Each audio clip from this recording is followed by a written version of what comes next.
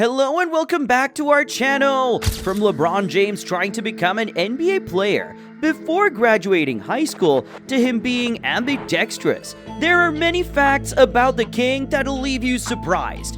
Welcome to Hoopers, and in this video, we'll talk about the 10 things you don't know about LeBron James.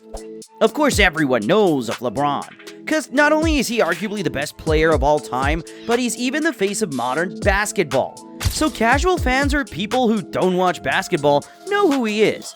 When you are that famous, it seems as if every aspect of your life is well known to everyone, especially with how often the media covers the four-time champ. But despite that, there are a bunch of things you might not know about him.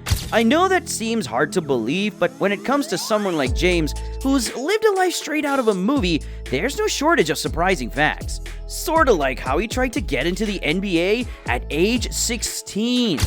As you know, the king was a superstar for his college basketball team, and since he was so good, he wanted to go straight to the NBA as soon as possible. Despite only completing 3 years of high school, LeBron petitioned the NBA to allow him to enter the draft. The only issue was that the league's rules didn't allow for this. And even though bending the rules would have benefited the NBA, they didn't let up. Instead, they said James would need to complete 1 year in graduate high school to become eligible, or else they'd be called out like crazy by the media.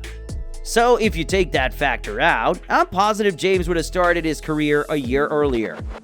But if you thought being such a massive basketball star at 16 is impressive, what if I told you James was a high school superstar in 2 sports?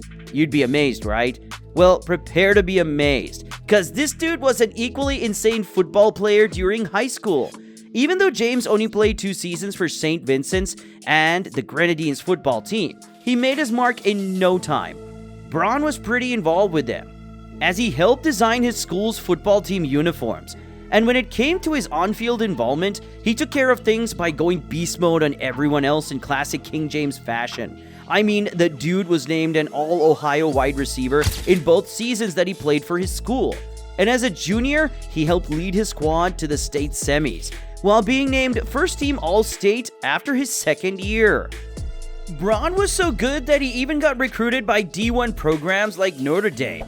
And if he wanted to, he could have had an equally successful NFL career. So what made him choose basketball over football?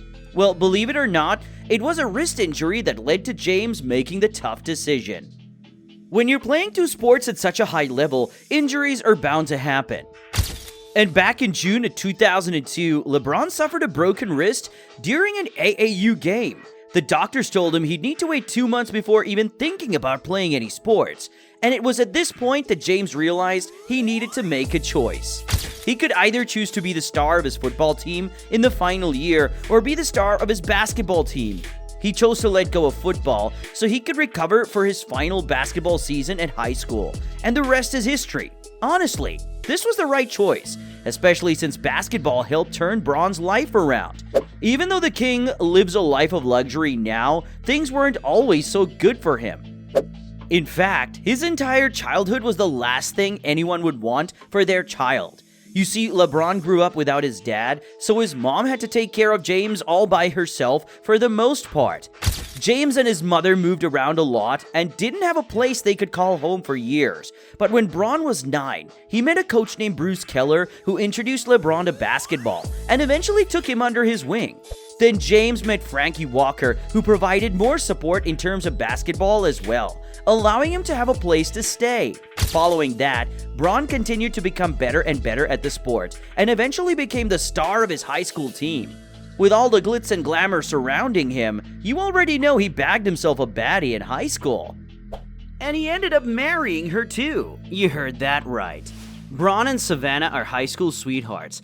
But get this, they didn't even go to the same school. Savannah was a cheerleader at a rival school when they met for the first time.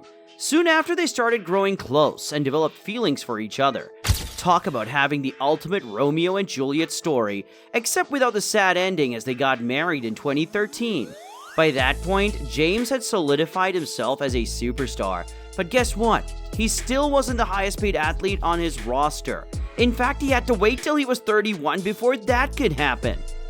Yeah, the guy who was dubbed the greatest prospect in NBA history wasn't earning the most cash on his team until he hit his 30s. During his first stint with the Cavs, LeBron was surrounded by veterans such as Shaq, who came in the way of him being the highest earner. As for his run with Miami, the King took a massive pay cut so he could form the Big Three with Bosh and Wade. It was only once James returned to the Cavs that he became the highest paid athlete on his squad. That said, at least Bron can brag about being on the cover of Vogue, and it was a huge deal back then. Vogue covers were usually just graced by women, but soon men also made their way to the cover, and not only was James just the third man to be on the cover back in April 2008, but he was the first black man to be on it. Sheesh, this dude's been making history both on and off the court.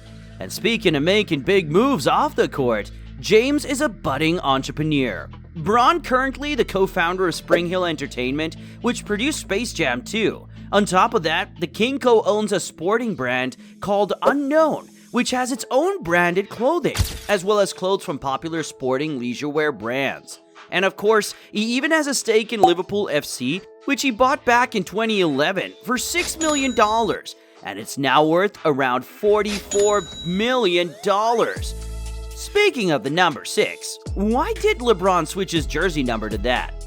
Well, it's because the number means a lot to him. First of all, it's his jersey number for the Olympics, but most importantly, the number means a lot to him because of his kids.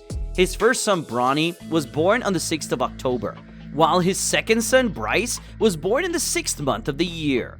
The cherry on top was the fact that King James played some of the best basketball of his career while wearing number 6. So far, I've told you about a bunch of interesting facts about Bron, but I've saved the best for last. Believe it or not, James is ambidextrous. Now, for those who don't know, that basically means he's equally skilled with both hands. The King himself says that he usually goes on with his day-to-day tasks by using his left hand, yet he's been a right-handed player ever since he was a kid.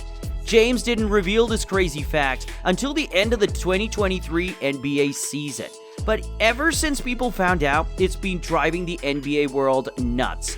At least we finally know how he's so good at finishing at the rim with both hands. If you weren't already convinced that LeBron's the main character, then I'm sure you are after hearing all of these facts. I mean, his life seems like it's straight out of a movie, as he represents the ultimate rags to riches story. And while he had no father, he's always working tirelessly to be the best father possible for his kids. Whether you love him or hate him, you can't deny that the King's legacy is unreal. On that note, we'll wrap up today's video. Remember to like, share, and subscribe to Hoopers, because there'll be more awesome videos coming every week.